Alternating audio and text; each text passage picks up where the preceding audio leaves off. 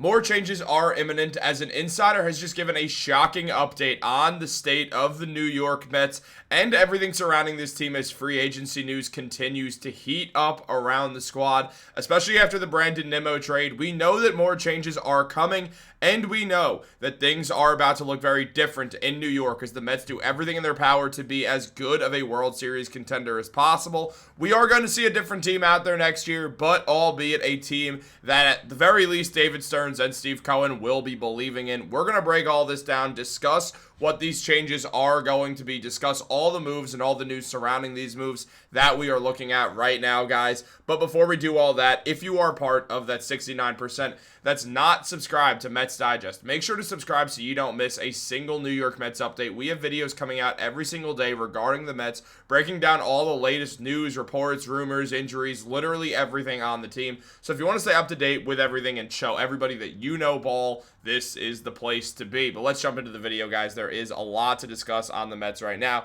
because things have been changing very fast in New York for the Mets, as before we knew it, this team is going to be, or before we know it, this team's going to be a whole lot different. David Stearns already traded Brandon Nimmo away after saying that some of the young guys, specifically Carson Bench, would be coming up, and it would force Nimmo into a DH role. We knew the Mets didn't want him to play a DH role because we've heard a lot about how the Mets want Pete Alonso to play in a DH role. So basically with everything going on here, we know changes are coming to the Mets, but it doesn't end with trading Brandon Nimmo. It's not like, all right, we traded Nimmo, we got Marcus Semien, time to run it back. Obviously, there's a lot of moves still have to make. The Mets are looking at pitching, and more importantly, they're looking at the free agencies of two of their most beloved players outside of Nimmo, who's gone now, in both Pete Alonso and Edwin Diaz, and there's a lot to go over on these two guys. Now, jumping into the story, it was mentioned by Will Salmon that by agreeing to trade outfielder Brandon Nimmo, the club's longest tenured player and a fan favorite to the Texas Rangers for second baseman Marcus Semien on Sunday,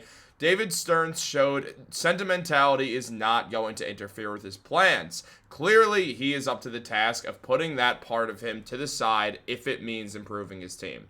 Now, this continued when Salmon mentioned this, that Edwin Diaz and Pete Alonso are also beloved Mets. The Mets hold interest in re-signing both of them, but the Mets are not going to be persuaded by emotion.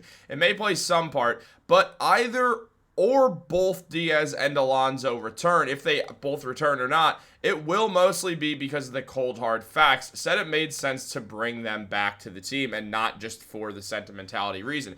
Now, this hits each guy differently. I mean, Pete Alonso just had his best season in the MLB. Had a 272 batting average with 38 home runs and an 871 OPS. The man was downright phenomenal. There's a reason why he was an all-star. There's a reason why he's been so integral to this Mets team for a while, because of his ability to hit with power and the fact now that his contact was higher than ever. Look, he's not a good fielder. He's not a good base runner. We know what Pete Alonso does. He's got an excellent bat that's very, very, very important to this team. However, outside of that, there's not much that you could grade Pete Alonso well on. It's really just about the fact that when he gets up to the plate, he is very, very dangerous. And that's really important.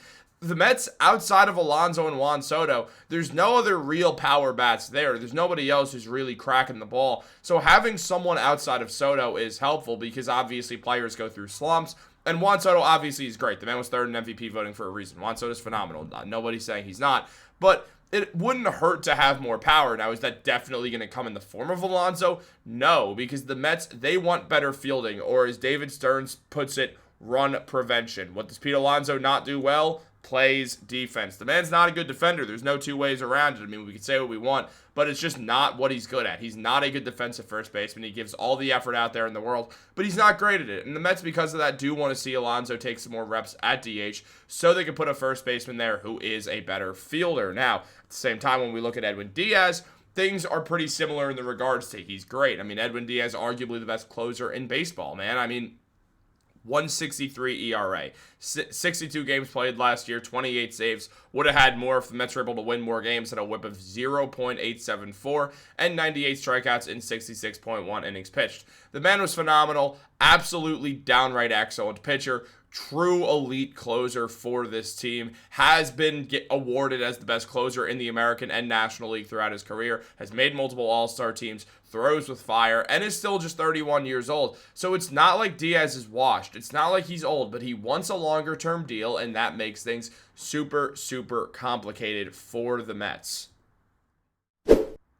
Now, as Danny Abriano said, if another team offers Diaz 5 years at $100 million or more, it could be understandable for the Mets to not match it, but not going to 4 years if necessary would be strange for the Mets. Again, he's 31. He's not 36. Like, he's still got time in the MLB. And look at how Aroldis Chapman is aged as well. And Will Salmon said, to that point, contract length is a sticking point in talks between Diaz and the Mets. Diaz, who is entering his age 32 season, wants the same kind of deal he signed with the Mets in November of 2022. The Athletics' Ken Rosenthal previously reported 5 years, $102 million.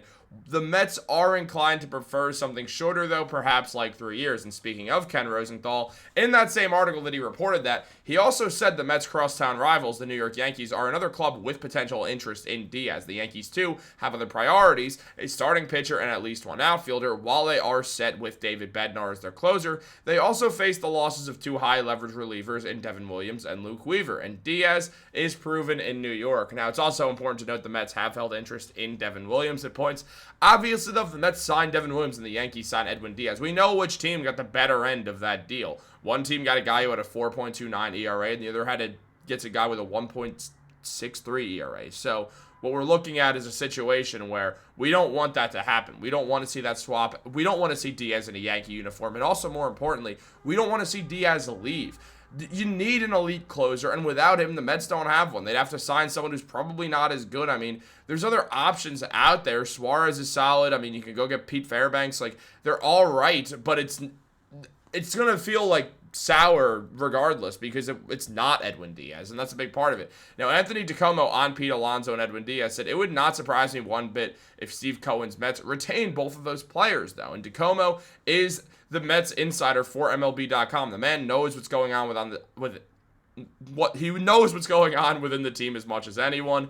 This is the first video I've made since I woke up a few seconds ago. Guys, I'm a little off. But look, in regards to everything, when we see just how damn good Diaz is, he was fourth in just swing strike percentage and strikeout percentage for pitchers in 2025 who faced a minimum of 200 batters. So Diaz is an elite option there. The rest of these guys, I mean, you see Devin Williams on that list, who, again, a lot of his metrics made him look a lot better than what that ERA looked like. But, I mean, Mason Miller's not going anywhere, just got traded. Josh Hader's not going anywhere, he's on a long-term contract. Aroldis Chapman, he's interesting, but is with Boston right now. Fernando Cruz is like only 2-3 years into the MLB despite being 35. And then, like, it's just, these guys don't grow on trees. These strikeout guys do not grow on trees. So losing Diaz would be a massive punch in the face for the Mets, and it'd be really hard to replace. Now, same goes for Alonso in a lot of ways. Pete Alonso led the league in runners in scoring position RBIs since 2022 with 303. The next closest was Josh Naylor with 285. Pete's runner in scoring position stats since 2022 have had him slashing with a 276 batting average, a 388 on base percentage, a 571 slugging, and that means it's a 959 OPS. He's had 50 home runs, 118 walks to 164 strikeouts. Would be a great day to throw some big money at him. And I mean, it depends because you look at Pete Alonso and you see a bunch of great things. It makes sense for the Mets to re-sign him. I really think the Mets are going to re-sign Edwin Diaz, if I'm being honest. I'm less sure about Alonso, even though these numbers look as good as they are. Now, at the same time, we do just see a whole lot of talk about it saying, I think Pete Alonso, because of his power and what he brings to the plate, this is somebody you have to re-sign. And that does make sense because at the end of the day, he is someone who feels like the Mets will have to re-sign. But again, there's going to be teams with interest. We know the Boston Red Sox harbor interest in Pete Alonso. We know other teams as well will hold interest as well in trying to land Alonso. Depending on what his market is, there's a chance that other teams go like, we could lowball him and land him, and they might. It depends. Alonso's going to want more and more. He's going to want more years than teams are comfortable for. He's going to want a 7-year deal. The Mets aren't going to give him 7 years. They'll probably give him 4 or 5. I don't think any team is going to go to that 6 to 7 mark. Don't think about the joke. I didn't mean to do that. But truly, I do think the Mets will for sure re-sign Edwin Diaz. I don't think he's going anywhere. Alonso, I'm kind of 50-50 on. Where do you guys stand with both these guys? What would you pay them? And also, more importantly, what's the likelihood that they come back? Let me know in the comments down below. I will respond to them. I saw someone ask if I read comments. I do. I read them in bunches. So if I don't respond to a video, I will get to it. It takes me some time. It depends on when I have free time. I do respond, I swear, when I'm sitting on the train or something like that. But guys, like this video, subscribe, turn on post notifications. Have a great day. I'll catch you later.